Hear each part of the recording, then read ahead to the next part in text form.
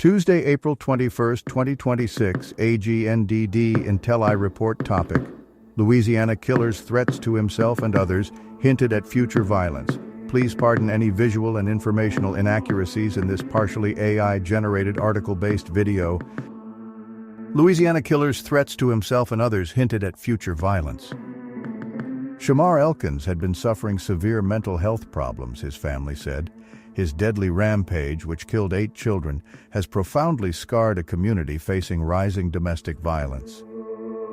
People attend a candlelight vigil in Shreveport-Lay on Sunday. Credit, Brandon Bell, Getty Images. By Eduardo Medina, Cristina Morales, and Jesus Jimenez. The New York Times, April 20th, 2026. Jesus Jimenez reported from Shreveport-Lay. Shamar Elkins and his soon-to-be wife, Shaniqua Pugh, were sitting on a couch 3 years ago in Shreveport-Lay as their daughters played outside. Betty Walker, the woman who had raised Mr. Elkins as her son, though she was not his biological mother, was there too, and could tell there was friction between the couple. Miss Pugh said that evening that she was considering leaving Mr. Elkins and taking her children with her, Miss Walker recalled in an interview. Mr. Elkins was furious, Miss Walker said. He looked at Miss Pugh and declared that if they tried to leave, "I'll kill you, my kids, and myself." "Don't think like that," Miss Walker recalled telling him as she paused her cooking and peeped into the living room. Miss Pugh tried to assure her that he was just playing. "Well, don't play like that," Miss Walker replied. On Monday, she was replaying that scene in her mind, trying to grasp how Mr. Elkins could have grabbed an assault pistol early Sunday morning and, in the space of about 15 minutes, gone on a chilling rampage that officials said had left 8 children dead, including 7 of his own. 2 women were also wounded, among them his wife. Mr. Elkins, 31, was shot dead after a police chase. Miss Pugh remained in critical condition on Monday, and her aunt said that she was still undergoing surgeries after being shot several times in the face and the stomach. The other injured woman had had a relationship with Mr. Elkins, the police said. 1 child and 1 adult escaped the shootings by jumping off a roof, officials said. Among the victims were 3 boys and 5 girls ranging in age from 3 to 11, officials said on Monday. They were identified by the coroner for Caddo Parish as Jayla Elkins, 3, Shayla Elkins, 5, Kayla Pugh, 6, Layla Pugh, 7, Marcaden Pugh, 10, Soraya Snow, 11, Kadarian Snow, 6, and Braylon Snow, 5. The killing of an entire family has stunned Shreveport, a small city in northwestern Louisiana. Pastors tried to console a community in disbelief and overwhelmed by despair. Residents left plushy animals and balloons near where the shootings took place. In a news conference on Monday, officials struggled to describe the magnitude of the violence. Council members Alan Jackson and Ursula Bowman, Senator Sam Jenkins and Councilmember Grayson Boucher bow their heads during a news conference about the children who were killed in Shreveport. La Credit, Gerald Herbert / Associated Press.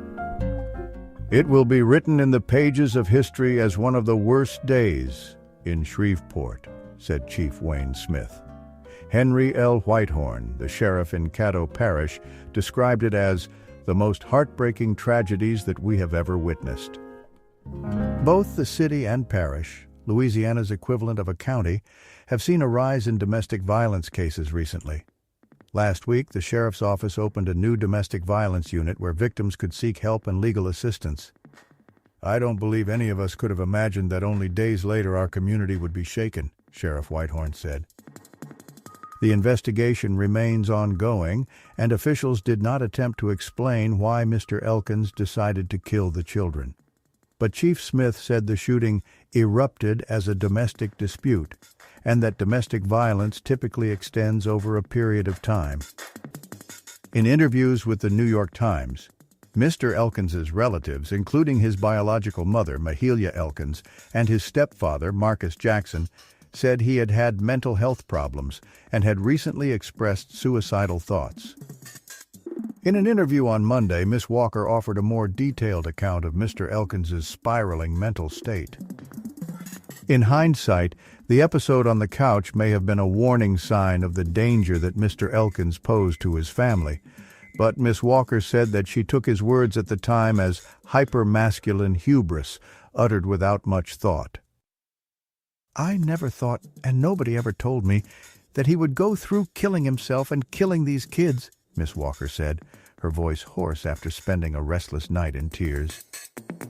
She said that in February, Mr. Elkins tried to take his own life. She visited him at a hospital where he declined to discuss what had happened. His wife was by his bedside. Afterward, Mr. Elkins, who had served in the Louisiana Army National Guard from August 2013 to August 2020, took medicine and partook in counseling at a nearby Veterans Affairs hospital. Miss Walker said she was not sure how often he went to counseling. She knew of no protective orders against him.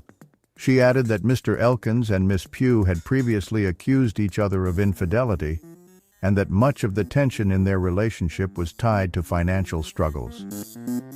A memorial outside a house where some of the children were killed. Credit, Arafat Barbak Reuters. On Easter this month, Mr. Elkins, who worked at UPS, told his mother and stepfather that his wife wanted a divorce and that he was drowning in dark thoughts and suicidal. His stepfather tried to reassure him, but Mr. Elkins replied, "Some people don't come back from their demons." Records show that Mr. Elkins had at least 2 prior convictions, including for driving while intoxicated in 2016 and for the illegal use of weapons in 2019. In a police description of the March 2019 incident, an officer wrote that Mr. Elkins had pulled a 9mm handgun out of his waistband and shot at a vehicle 5 times after the driver of the car had pulled a silver handgun on him. One of the bullets Mr. Elkins shot was found near a school where children were playing outside. Miss Walker said the episode devolved after a man tried to take Mr. Elkins' marijuana and run away with it, prompting him to fire gunshots.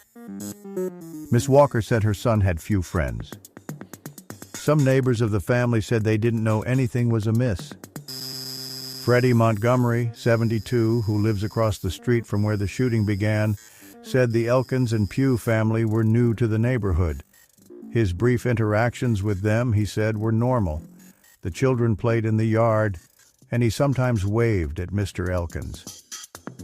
"This totally caught everybody by surprise," Mr. Montgomery said. That shock was especially palpable in schools that the victims attended. Keith Burton, superintendent of Caddo Parish Public Schools, said at the news conference that he saw a classmate of one of the victims, a kindergartner, walk silently down a hall, rest her head on a counselor's shoulder, and cry. It's a reality in 2026 that school districts must be prepared for active shooters. It's just a reality, Mr. Burton said. Unfortunately, we're never prepared when one of those active shooters is a family member, and it happens outside at that child's home. Don Little, president of the Caddo Parish School Board, said 4 of the children attended Linwood Public Charter School, 2 attended Summer Grove Elementary School, and 2 were not yet in school. Miss Walker described her grandchildren as angels. They would play at a nearby park. When they returned from their games, they would ask, "Grandma, what are you cooking?" They hoped it would be their favorites, soul food like beans and rice, fried chicken, sometimes tacos. Her memories flicker between images of them and of their father. She has spent hours weeping since Sunday, processing the devastation he had caused. Some images were too painful to conjure, she said, like Mr. Elkins playing basketball with his daughters. If you are having thoughts of suicide, call or text 988 to reach the 988 Suicide and Crisis Lifeline, or go to speakingofsuicide.com/resources for a list of additional resources.